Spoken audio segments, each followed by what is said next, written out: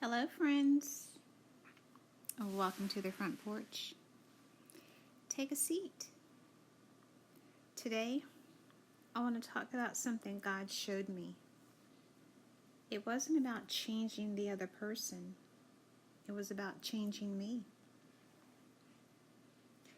Have you ever been so deeply hurt that you started hearing rejection, even when it wasn't actually being spoken? When we've experienced rejection long enough, it can become the filter through which we hear everything. Someone says one sentence, and before they even finish speaking, our mind finishes the conversation for them.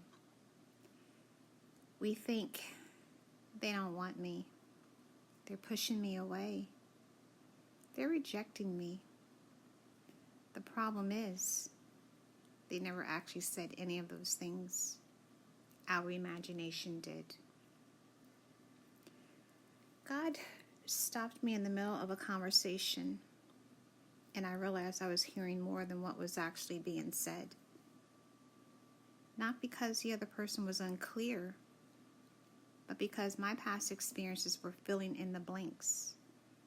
I expected rejection, so I interpreted the words through his lens of rejection. That realization humbled me. Here's what I learned. There is a difference between what someone says and what our wounds tell us they meant. Our words can become very convincing interpreters if we're not careful. Our imagination will rewrite someone else's sentence before they even finish speaking. Healing isn't just changing how we speak. Healing also changes how we listen.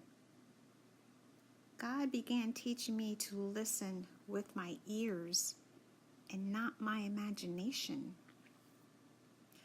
To let people own the words they actually said instead of assigning words they never spoke. That doesn't mean people never reject us. Sometimes they do. But sometimes we're reacting to yesterday's pain instead of today's conversation. When we begin healing, we stop assuming and we start asking. We stop filling in the blanks and we start listening. We give people the opportunity to actually say what they mean. And if something isn't clear, we ask instead of imagining. That one change can transform relationships. God wasn't just healing my heart. He was healing the way I hear. Because if rejection has been your teacher, it will eventually become your translator. But when healing becomes your teacher, peace becomes your translator. So today, friends, listen carefully. Not only to what people say, but to what your mind is adding. Sometimes the loudest voice in the conversation isn't the other person. It's the wound that's still trying to protect you. So, just know, healing isn't only about changing what comes out of our mouths. Sometimes it's about changing what enters our hearts. So today, listen with your ears, not your imagination.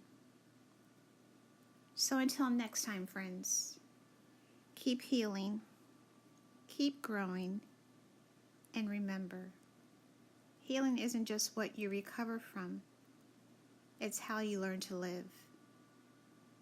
This is Healed, Healthy and Whole with Lisa, where healing becomes a lifestyle. And again, remember, if rejection has been your teacher, it will eventually become your translator. But when healing becomes your teacher, peace becomes your translator. God bless you.